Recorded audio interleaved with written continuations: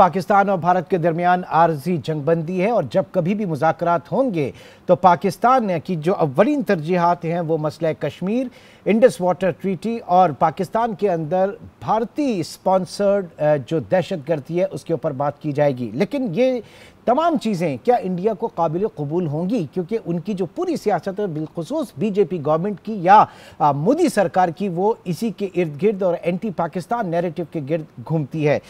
इस पर तज्जिया लेंगे डॉक्टर आबिद सुलेरी जो कि डायरेक्टर हैं सस्टेनेबल डेवलपमेंट पॉलिसी इंस्टीट्यूट के, हमारे साथ मौजूद हैं। बहुत शुक्रिया सर आपके वक्त का। सबसे पहले तो जानना चाहेंगे कि आप पॉइंट वाइज अगर बात करें इंडस वाटर ट्रीटी का क्या मुस्तकबिल होगा, क्योंकि कहा यह जा रहा है कि भारतीय जो वाटर एग्रेशन है वो काफ़ी बढ़ रहा है और वहां पर उसने बड़े जो मुतबादिल इंतजामात करने शुरू कर दिए हैं पाकिस्तान का पानी रोकने के, जबकि पाकिस्तान इसको एक्ट ऑफ वॉर कहता है। जी सर। जी इमरान, जैसा कि हम पहले भी इस पे बात कर चुके हैं कि शॉर्ट टर्म में तो इंडिया जो है वो पाकिस्तान का पानी नहीं रोक सकता, लेकिन इसका यह मतलब नहीं कि अगर वो इंडस वाटर ट्रीटी से वॉकआउट कर जाए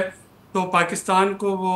आबी जो प्लानिंग है उस पर नुकसान नहीं पहुंचा सकता। और हमने उसकी एक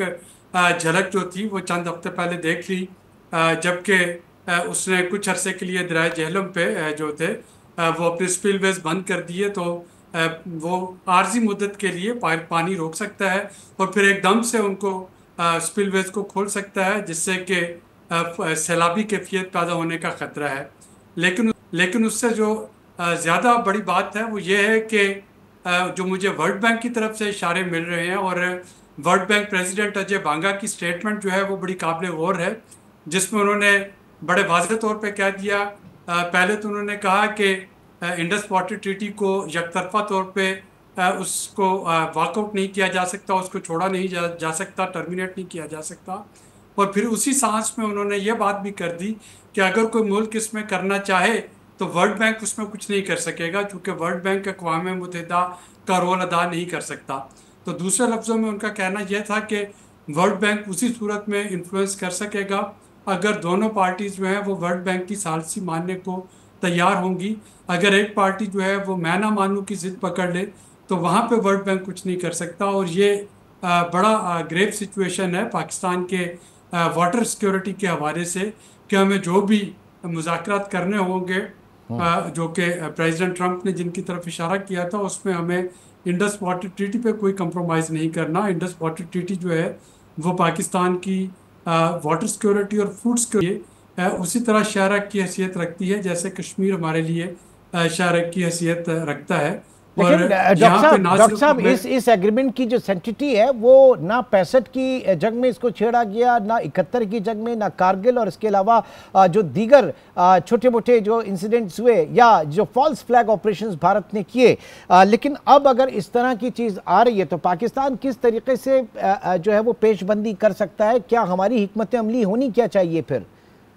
देखिए इमरान, जो मैं आपको इस प्रोग्राम में ब्रेकिंग न्यूज़ दे सकता हूँ वो ये है कि पाकिस्तान अनकरीब आप देखेंगे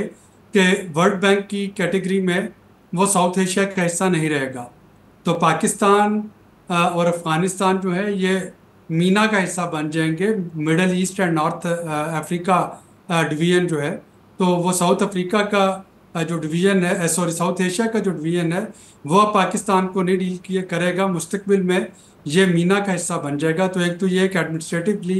पाकिस्तान साउथ एशिया से निकल जाएगा। अब अगर इंडिया इसको नहीं मानता इंडस वाटर ट्रीटी और वर्ल्ड बैंक कहता है कि हम इस पर कुछ नहीं कर सकते, तो फिर पाकिस्तान को करना क्या होगा? दो चीज़ों पे पाकिस्तान को फोकस करना होगा। एक तो चाइना के साथ जो है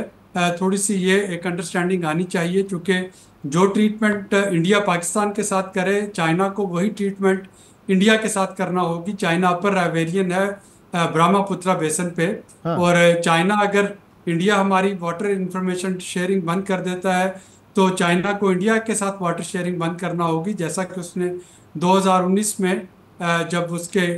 बॉर्डर जो स्क्रिमिशेस हुई थी तो उसमें बंद की थी। और दूसरा बांग्लादेश और बाकी जो चाइना के साथ जिनका मशरकी सरहदों पे पानी की शेयरिंग है, वहाँ पे हमें थोड़ी सी अपनी डिप्लोमेसी बेहतर करना होगी, चूँकि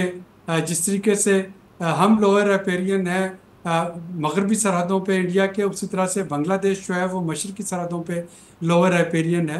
तो ये थोड़ा सा डिप्लोमेटिक प्रेशर जो है ये बढ़ाना पड़ेगा, ताकि इंडस वाटर ट्रीटी पे कोई ऐसा इकदाम जो है वो इंडिया ना ले जो कि मुस्तकबिल में पानी की सिक्योरिटी को चैलेंज कर इस सके या सिलसिले में पानी की। डॉक्टर साहब, ये जो कहा जाता है कि इंडस वाटर ट्रीटी पिछले 2-3 साल से जो है वो इनइफेक्टिव है, वहां पर गैर फाल है, और कहा यह जा रहा है कि जो वाटर शेयरिंग ऑलमोस्ट वो 30% के करीब अपने जो डाटा हमसे शेयर करते हैं, देन बहुत सारी जगहों पे वो नॉट अवेलेबल जो है वो लिखा हुआ आ जाता है चीज़ों के ऊपर, या नॉन ऑब्जर्वेंट लिखा हुआ आ जाता है। इसके अलावा वाटर कमिश्नर के जो इजलास हैं वो भी नहीं हो रहे, तो प्रैक्टिकली तो ये आप समझ लें कि अबेंडेंट है इस वक्त।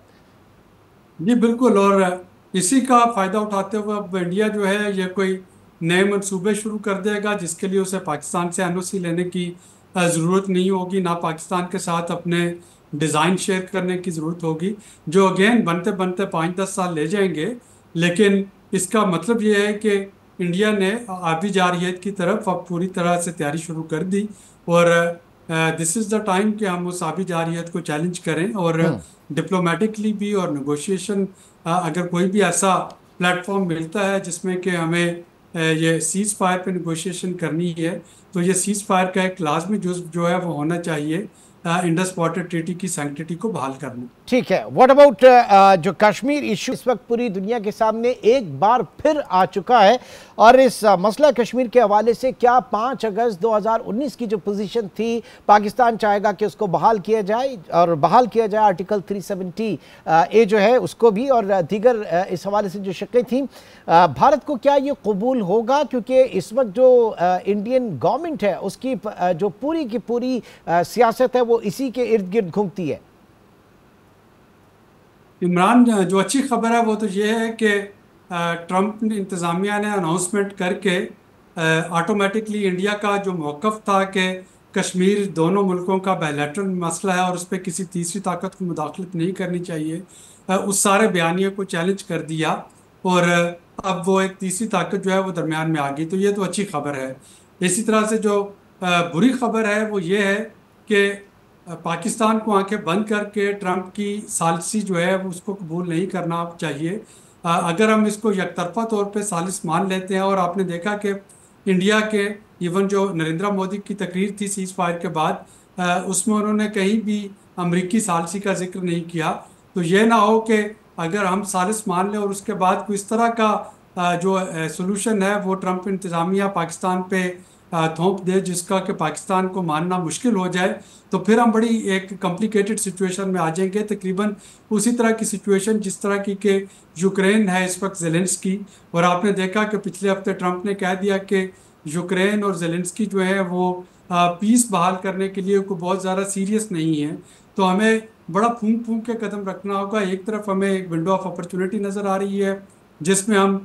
तमाम इशूज़ इंक्लूडिंग कश्मीर उस पर बातचीत कर सकते हैं सीज फायर के साथ साथ, और दूसरी तरफ हमें यह भी सेफ गार्ड रखना है कि कोई ऐसी चीज़ जो है वो इस सोल्यूशन के तौर पे हमारे सामने पेश ना कर दी जाए जो कि हमारे लिए नगलनी मुश्किल हो जाए और उगलनी भी मुश्किल हो। तो फिर वहाँ पे वो एक पाकिस्तान के लिए कॉम्प्लिकेटेड सूरत हाल खुदा न खास्ता पैदा हो सकती है। और सर जाते जाते एक ये भी पूछना चाहूँगा कि इस वक्त इंडिया में इस बात को जो है वो बहुत इसको क्रिटिसाइज किया जा रहा है सालिसी के किरदार को, क्योंकि वो हमेशा इसको बायलैटरल इशू कहते थे और थर्ड पार्टी इंटरवेंशन मदाखलत जो है उनको किसी सूरत बर्दाश्त नहीं, तो रेजिस्टेंस वहाँ से देखी जाएगी?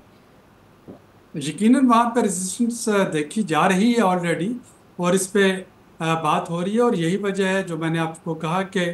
फ़िलहाल तक उसमें इंडिया ने ऑफिशियली ये सालसी नहीं मानी। वो सिंपल सीज फायर पे तो बात कर रहे हैं, लेकिन वो ये बात नहीं कर रहे हैं कि ट्रंप जो है वो आगे बाकी चीज़ों पे भी डिस्कस करेगा। नरेंद्र मोदी ने अपनी स्पीच में भी यही कहा कि पाकिस्तान के जो ज़ेरे कंट्रोल कश्मीर है जिसको वो आज़ाद कश्मीर जिसे हम कहते हैं, हाँ, तो उन्होंने कहा जी उस पर बात होगी और टेररिज्म पे बात होगी। तो हमें ये इंश्योर करना है कि जब टेररिज्म की बात आती है तो जो इंडिया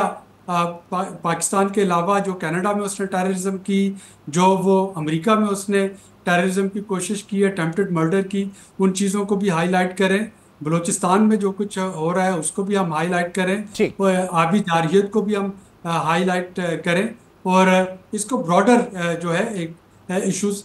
उसमें डिस्कस करें, ना कि सिर्फ एक महदूद एजेंडा पे। तो ये अब सफारती महाज पे देखना होगा कि कौन सा मुल्क जो है वो कितना ज़्यादा इन्फ्लुएंस जो है वो दिखा सकता है। ठीक है, बहुत बहुत शुक्रिया। आबिद सुलेरी साहब इस वक्त हमारे साथ मौजूद थे, डॉक्टर आबिद सुलेरी, और अब प्रूफ है जिस तरीके से हालात नज़र आ रहे हैं उनके ऊपर अपना तज्जिया पेश कर रहे थे।